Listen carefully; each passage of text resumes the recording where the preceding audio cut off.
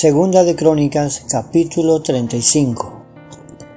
Josías anunció que se celebraría la Pascua del Señor en Jerusalén, y entonces se sacrificó el Cordero de la Pascua el día 14 del primer mes. Josías también asignó a los sacerdotes sus responsabilidades y los animó en su trabajo en el templo del Señor. Dio esta orden a los levitas, quienes debían enseñar a todo Israel y quienes habían sido apartados para servir al Señor: pongan el arca sagrada en el templo que construyó Salomón, hijo de David, rey de Israel. Ustedes ya no tienen que seguir cargándola de un sitio a otro sobre sus hombros. Ahora dediquen su tiempo a servir al Señor, su Dios, y a su pueblo Israel. Prepárense para su turno según las divisiones de la familia de sus antepasados, de acuerdo con las instrucciones del rey David de Israel y las de su hijo Salomón. Luego preséntense en el santuario en el lugar designado para su respectiva división de familia, y ayuden a las familias que les hayan sido asignadas cuando éstas traigan sus ofrendas al templo.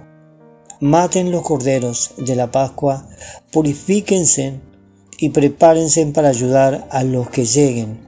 Sigan todas las instrucciones que el Señor dio por medio de Moisés. Después Josías proveyó 30,000 corderos y cabritos para las ofrendas de la Pascua del templo, junto con 3,000 cabezas de ganado. Todos eran de los rebaños de las manadas del rey. Los funcionarios del rey también hicieron contribuciones voluntarias al pueblo, a los sacerdotes y a los levitas. Hilcías, Zacarías y Jehiel, administradores del templo de Dios, dieron a los sacerdotes 2,600 corderos y cabritos y 300 cabezas de ganado como ofrendas de la Pascua. Los jefes de los levitas, Conanías y sus hermanos Semaías, Natanael, al igual que Asabías, Jehiel y Josadá, dieron 5,000 corderos y cabritos y 500 cabezas de ganado a los levitas para sus ofrendas de la Pascua. Cuando todo estaba listo para la celebración de la Pascua, los sacerdotes y los levitas ocuparon sus lugares organizados según sus divisiones, tal como el rey lo había ordenado. Luego los levitas mataron a los corderos de la Pascua y presentaron la sangre a los sacerdotes, quienes la rociaron sobre el altar mientras los levitas preparaban los animales. Repartieron las ofrendas quemadas entre la gente de acuerdo a sus grupos de familia para que las ofrecieran al Señor según estaba establecido en el libro de Moisés. Hicieron lo mismo con el ganado. Luego asaron los corderos de la Pascua como estaba establecido, hirvieron las ofrendas sagradas en ollas, caldeos y sartenes y las llevaron rápidamente a la gente para que la comiera. Después, los levitas prepararon las ofrendas de la Pascua para sí mismos y para los sacerdotes, descendientes de Aarón, porque los sacerdotes habían estado ocupados desde la mañana hasta la noche, presentando las ofrendas quemadas y las porciones de grasa. Los levitas se hicieron cargo de todos estos preparativos.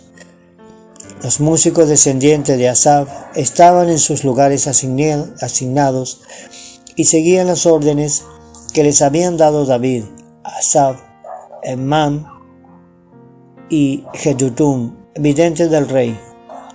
Los porteros cuidaban las puertas y no era necesario que se alejasen de sus puestos de servicio porque sus hermanos levitas le preparaban sus ofrendas de la Pascua. Toda la ceremonia de la Pascua del Señor se terminó en ese día. Todas las ofrendas quemadas fueron sacrificadas en el altar del Señor, como lo había ordenado el rey Josías. Todos los israelitas que estaban presentes en Jerusalén celebraron la Pascua y el festival de los panes sin levadura durante 7 días. Desde los tiempos del profeta Samuel no se había celebrado una Pascua semejante. Ninguno de los reyes de Israel jamás había celebrado la Pascua como lo hizo Josías, porque hizo participar a todos los sacerdotes y levitas, a todo el pueblo de Jerusalén y a la gente de todo Judá e Israel. Esta Pascua se celebró en el año 18 del reinado de Josías. Después de que Josías terminó de restaurar el templo, Necao, rey de Egipto, dirigió su ejército desde Egipto para hacer la guerra en Carquemis, junto al río Éufrates. Entonces Josías y su ejército salieron a enfrentarlo, pero el rey Necao envió mensajeros a Josías con el siguiente mensaje: ¿Qué quieres de mí, rey de Judá? No tengo nada contra ti. Voy de camino a pelear contra otra nación, y Dios me ha dicho que me apresure. No interfieras con Dios. ¿Quién está conmigo o Él te destruirá? Sin embargo, Josías se negó a escuchar a Necao, a quien Dios realmente le había hablado, y no quiso regresar. En cambio, se disfrazó y dirigió al ejército en la batalla en la llanura de Megiddo. Entonces los arqueros enemigos hirieron al rey Josías con sus flechas, y el rey gritó a sus hombres: «Sáquenme de la batalla, porque estoy gravemente herido». Así que sacaron a Josías de su carro de guerra y lo pusieron en otro. Luego lo regresaron a Jerusalén, donde murió. Lo enterraron allí en el cementerio de los reyes, y todo Judá y Jerusalén hicieron duelo por él. El profeta Jeremías compuso cantos fúnebres en honor de Josías, y hasta el día de hoy los coros siguen entonando estos tristes cantos acerca de su muerte. Estos cantos de duelo se han convertido en una tradición y están registrados en el libro de los lamentos. Los demás acontecimientos del reinado de Josías y sus actos de devoción realizados según lo que estaba escrito en la ley del Señor desde el principio hasta el fin están registrados en el libro de los reyes de Israel y de Judá. Segunda de Crónicas, capítulo 36. Entonces la gente de la nación tomó a Joacás, hijo de Josías, y lo proclamó el siguiente rey en Jerusalén. Joacás tenía 23 años cuando subió al trono y reinó en Jerusalén 3 meses. Luego fue quitado por el rey de Egipto, quien exigió que Judá pagara un tributo de 3.400 kilos de plata y 34 kilos de oro. El rey de Egipto puso en el trono a Eliakim, hermano de Joacás, para que fuera el siguiente rey de Judá y de Jerusalén, y le cambió el nombre a Joacim. Después Necao se llevó a Joacás a Egipto como prisionero. Joacim tenía 25 años cuando subió al trono y reinó en Jerusalén 11 años. Él hizo lo malo a los ojos del Señor su Dios. Luego, el rey Nabucodonosor de Babilonia fue a Jerusalén y la conquistó. Sujetó a Joacim con cadenas de bronce y lo llevó a Babilonia. Nabucodonosor también se llevó algunos de los tesoros del templo del Señor y los colocó en su palacio en Babilonia. Los demás acontecimientos del reinado de Joacim, incluidas todas las maldades que cometió y todo lo que se descubrió en su contra, están registrados en el libro de los reyes de Israel y de Judá. Después su hijo, Joaquín, ocupó su lugar en el trono. Joaquín tenía 18 años cuando subió al trono y reinó en Jerusalén 3 meses y 10 días. Joaquín hizo lo malo a los ojos del Señor. En la primera de ese año el rey Nabucodonosor llevó a Joaquín a Babilonia. En esa ocasión también se llevaron muchos tesoros del templo del Señor. Nabucodonosor puso en el trono a Sedequías, tío de Joaquín, para que fuera el siguiente rey de Judá y de Jerusalén. Sedequías tenía 21 años cuando subió al trono y reinó en Jerusalén 11 años. Sin embargo, Sedequías hizo lo malo a los ojos del Señor su Dios y se negó a humillarse cuando el profeta Jeremías le habló directamente de parte del Señor. También se rebeló contra el rey Nabucodonosor, a pesar de que había hecho un juramento de lealtad en nombre de Dios. Sedequías era un hombre duro y terco. y rehusó volverse al Señor, Dios de Israel. Asimismo, todos los jefes de los sacerdotes y el pueblo se volvieron cada vez más infieles.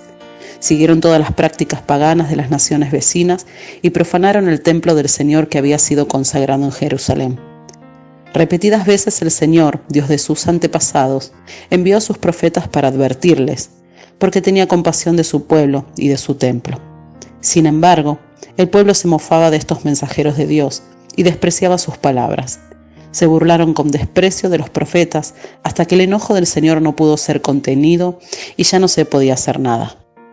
Entonces el Señor mandó al rey de Babilonia contra ellos. Los babilonios mataron a los hombres jóvenes de Judá y los persiguieron incluso dentro del templo. No tuvieron compasión de la gente y mataron tanto a los jóvenes como a las muchachas, a los ancianos y a los débiles. Dios los entregó a todos en manos de Nabucodonosor. El rey se llevó a Babilonia todos los objetos, grandes y pequeños, que se usaban en el templo de Dios, y los tesoros tanto del templo del Señor como del palacio del rey, y de sus funcionarios. Luego su ejército quemó el templo de Dios, derribó las murallas de Jerusalén, incendió todos los palacios y destruyó por completo todo lo que había de valor. Se llevaron desterrados a Babilonia a los pocos sobrevivientes y se convirtieron en sirvientes del rey y sus hijos hasta que el reino de Persia llegó al poder. Así se cumplió el mensaje del Señor anunciado por medio de Jeremías. La tierra finalmente disfrutó de su tiempo de descanso y quedó desolada hasta que se cumplieron los 70 años, tal como el profeta había dicho.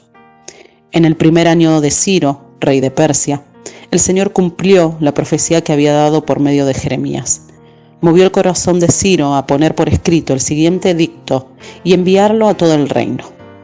Esto hizo Ciro, rey de Persia. El Señor, Dios del cielo, me ha dado todos los reinos de la tierra. Me encargó construirle un templo en Jerusalén, que está en Judá. Cualquiera que pertenezca a su pueblo puede regresar para realizar esta tarea. Y que el Señor su Dios esté con ustedes.